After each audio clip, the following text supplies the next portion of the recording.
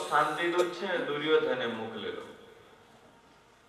મૂળ તો દુર્યોધનની તો ઈચ્છા જ નથી, પણ ધૃતરાષ્ટ્રે ભીષ્મના કહેવાથી કહ્યું કે પિતામાં તમે કહો છો તો યુદ્ધ શાંત થાય તો વધારે સારું. કારણ કે વિદુર તો કહેતા જ હતા કે મને તો ખબર જ છે મહારાજ કે જો યુદ્ધ થશે તો આખું હસ્તિનાપુર લોહીની નદીઓ વહેશે, બધું નાશ થઈ જશે, બધું સમાપ્ત, કોઈ સુખી નહીં રહી શકે. આ પરમ સત્ય છે એવું વિદુરે કહ્યું જાહેર સભા. શાંતિદૂત બનાવી મોકલ્યો છે.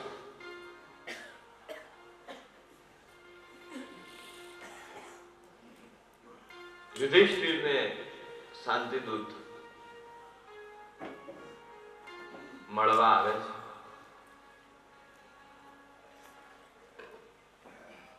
શાંતિદૂતે વાત કરી છે. હવે શાંતિદૂતનું કામ બહુ ભયંકર હોય છે. હા, અને જે શાંતિદૂત થાય એનું નક્કી નહીં સામેના પક્ષથી એ જીવતો પાછો આવશે કે નહીં. કારણ કે અહીંયા શાંતિદૂતમાં એવું હોય, આ બધી રાજઘરાનામાં મહારાજાઓ જે હતા એમાં એવું કે ભાઈ શાંતિદૂત મોકલે એને જે રાજાએ કીધું હોય ને જે ટોનમાં કીધું હોય એ ટોનમાં જે સંભળાવાય. દુર્યોધને એટલા કટુ વચન કીધા કે જઈ અને યુધિષ્ઠિરને કહેજે તું કે તારો અજ્ઞાતવાસ ભંગ થયો છે, અમે તમને શોધી લીધા છે. પણ વાસ્તવમાં ભગવાન કૃષ્ણ અને ભીષ્મ પિતામાં સ્વયં કહેતા કે ભાઈ તારીખ પ્રમાણે, ચોઘડિયા પ્રમાણે, દિવસ પ્રમાણે, તિથિ પ્રમાણે પાંડવો એમનો 12 વર્ષનો વનવાસ અને 13મો અજ્ઞાતવાસે પૂરો કર્યો છે. વિરાટ યુદ્ધમાં એમને પકડી લીધા, યુદ્ધ થયું અર્જુને. એમાં એવું કે અજ્ઞાતવાસ એટલે કે મળવા ના જોઈએ પાંડવો, જો મળી જાય તો ફરી 12 વર્ષ. પણ દુર્યોધન તો કપટી, એને ખબર છે હું ખોટું છું, કઈ માનવાનું નહીં. જૈન શાંતિદૂતને કીધું જૈન કહી દેજે યુધિષ્ઠિરને હા કે જેમ રહો છો ને એમ રહો, તમને હસ્તિનાપુરનો બી ભાગ નહીં પડે કે નહીં ઇન્દ્રપ્રસ્થ મળે કે નહીં કઈ બીજું મળે. શાંતિદૂત આવ્યો છે. શાંતિદૂત ગભરાય છે કારણ કે સભામાં કોણ બેઠું છે તો પહેલા વચ્ચે યુધિષ્ઠિરજી મહારાજ બેઠા છે, ધર્મરાજ. બિલકુલ બગલમાં ભગવાન કૃષ્ણ બિરાજમાન છે, બલરામજી છે, નકુલ, સહદેવ, અર્જુન, ભીમ બધા બિરાજમાન છે, અભિમન્યુ છે. શાંતિદૂત ગભરાય છે કે રાજન પહેલા તમે મને વચન આપો કે હું જે કહીશ એ પછી તમે મારો સંહાર નહીં કરો, મને મારી નહીં નાખો એનું વચન આપો. કારણ કે હું હવે એવા વચન કહેવા જઈ રહ્યો છું દુર્યોધનના કે જે સાંભળી ભીમસેનને તો બહુ ક્રોધ આવશે અને એ ક્રોધ ક્યાંક મારી ઉપર ઉતરે એ તો ખોટું ને. તમે મને વચન આપો. યુધિષ્ઠિર તો સાહેબ ધર્મરાજ છે કે તું બેટા નિશ્ચિંત થઈ જા, તું બોલ, તું શાંતિદૂત છે, તારું સ્વાગત છે. બધા વચન કીધા છે કે આવું આવું કટુ વચન કીધા.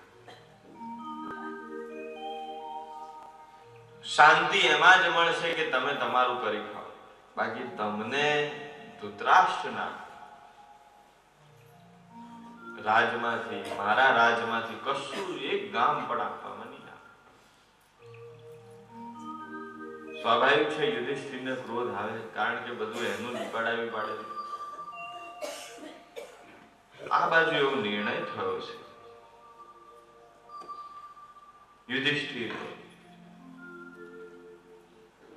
કૃષ્ણ જોડે ચર્ચા કરે છે, પ્રભુ હવે કરવું શું? યુદ્ધ તો થશે જ અને ભીમ ને અર્જુન તો આમ, અર્જુન તો ગાંડી લઈને જ ઉભો છે ને, યુદ્ધ તો કરી જ દેવું છે. આ તો અધર્મ છે, નર્યો અધર્મ છે, આપણું આપણને આપાતું નથી. અને જગતમાં ત્રણ માટે ઝઘડા ચાલે: લાડી, વાડી ને ગાડી. બધાને ખબર. આ સિવાય જગતમાં કાંઈ કોઈ આના વગરનો કોઈ ઝઘડો જ ના હોય. તમે જોયું તો યુદ્ધ કરવા ભીમસેન ને એ તો કે નહીં, હવે યુદ્ધ તો ફાઇનલ જ છે, નક્કી છે. ભગવાન કે છે નહીં, તમે શાંત રહો. તમે એક વસ્તુ વિચારી લો, હે મહારાજ, હે ધર્મરાજ યુધિષ્ઠિર, હે પાંડવ, જો તમે અત્યારે તમારા તરફથી કોઈ શાંતિદૂત નહીં મોકલો તો ઇતિહાસ તમને ગુનેગાર ગણશે. કે ભાઈ એમના તરફથી એક શાંતિદૂત આવેલો, એનો ભલે તમે સ્વીકાર ના કરો, જરૂર તમે સાચા છો, પણ તમારે તો શાંતિદૂત મોકલવો હતો હસ્તિનાપુરમાં. અને જો ભૂલથી માની જાય દુર્યોધન તો પછી યુદ્ધનો પ્રશ્ન જ નથી. અને જો તમે નહીં મોકલો તો ઇતિહાસ તમને ગુનેગાર ગણશે કે ભાઈ એકવાર મોકલીને તો જોવું કઈ શાંત પડી જાય. યુધિષ્ઠિર કે પ્રભુ, તમારી વાત તો વિચારણીય છે, તમારી વાત સાચી છે, નહીંતર ભવિષ્ય અમને આંગળી ચીંધશે.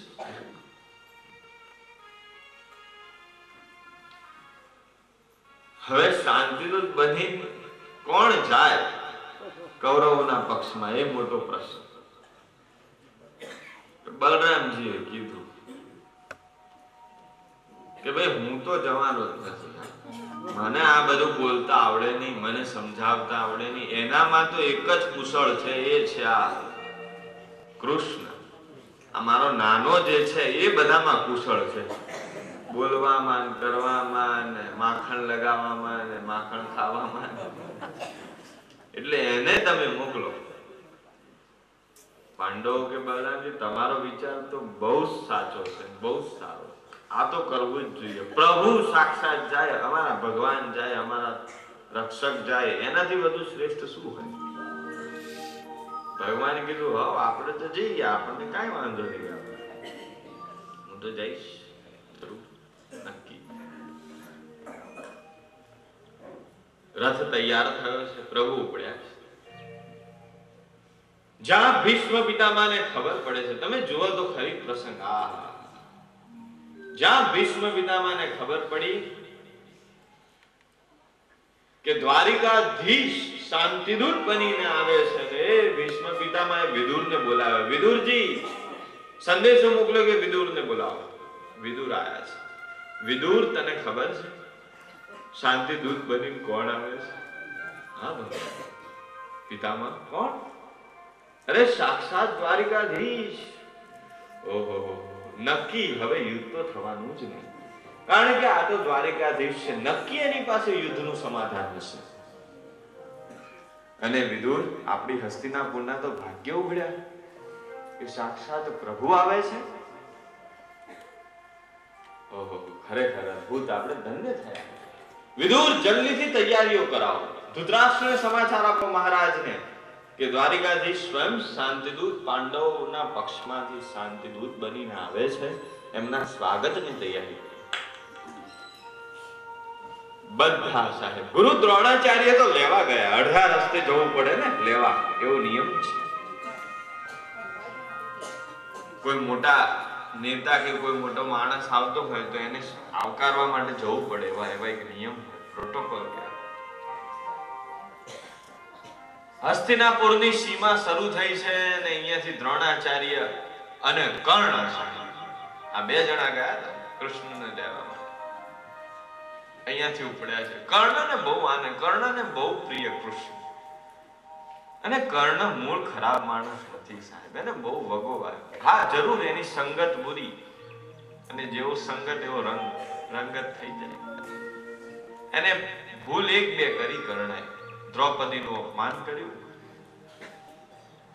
એને ગણિકા કહી,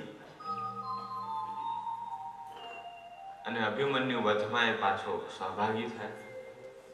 બાકી કર્ણ તો, પણ આખરે હવે દુર્યોધન જ્યારે કર્ણને ભરી સભામાં કર્ણ આવ્યો ત્યારે આખું ગામ એને સુત પુત્ર કહેતું. ત્યારે દુર્યોધન ઉભો થયો કે નહીં, આને હું આજથી અંગ દેશનો રાજા બનાવું છું. જાઓ, હવે આ સુત પુત્ર નથી, હવે આ એક રાજા છે. સીધી વાત છે, કર્ણની માથે બહુ મોટું ઋણ કર્યું. ત્યાંથી કર્ણ એની મિત્રતા નિભાવી. કર્ણ અને દ્રોણાચાર્ય લેવા ગયા છે સાહેબ. અને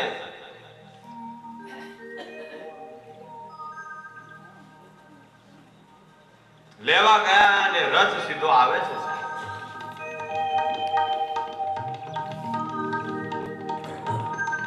ભગવાન દ્વારિકાધીશ ઉપર નજર પડી છે. દ્વારિકાની ધજા દેખાય. ઓહો, પ્રભુ આજે શાંતિદૂત બનીને આવે છે. 1000 દાસીઓ સાથે લીધી છે. હાથમાં થાળી, અંદર ફૂલ. ભગવાનનો રથ આગળ આવે એટલે એની પહેલા ફૂલ નાખે.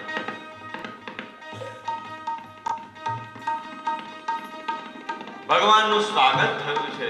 દ્રોણાચાર્યએ પ્રણામ કર્યા છે. ભગવાને એમને પ્રણામ કર્યા. કર્ણ પ્રભુને પ્રણામ કર્યા. દાસ અને દાસીઓ રસ્તામાં ફૂલ વેરે છે. હસ્તિનાપુરની ગલીઓમાં જયઘોષ થયો છે. બોલીએ દ્વારિકાધીશ કી જય. સુંદર વાતાવરણ.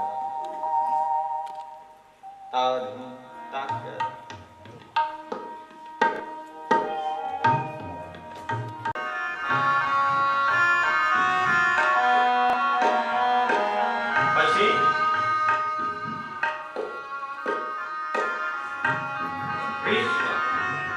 દ્રોણાચાર્ય, ધૃતરાષ્ટ્ર, વિદુરજી, દુર્યોધન, દુશાસન આ બધા ઉભા છે સ્વાગતમાં. પ્રભુ પધારે છે. હરી આવે. અને ભીષ્મને તો અંદરથી આનંદનો હાર નથી. મારો ઠાકોર આવે છે, મારો ગોવિંદ આવે છે.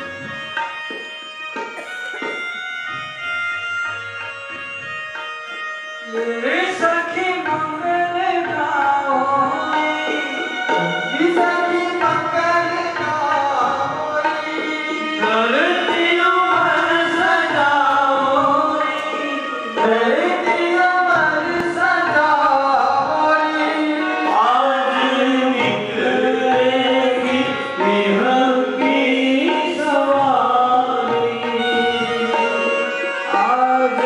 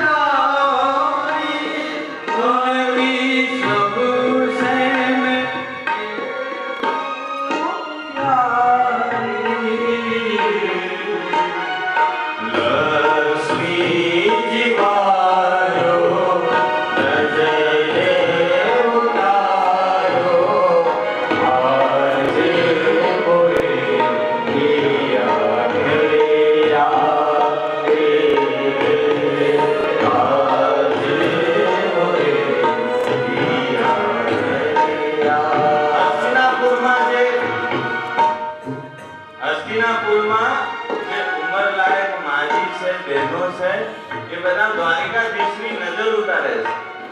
વધામણા લે છે. ઓહો, આજે અમારી નગરી પાવન થઈ. પ્રભુ પધાર્યા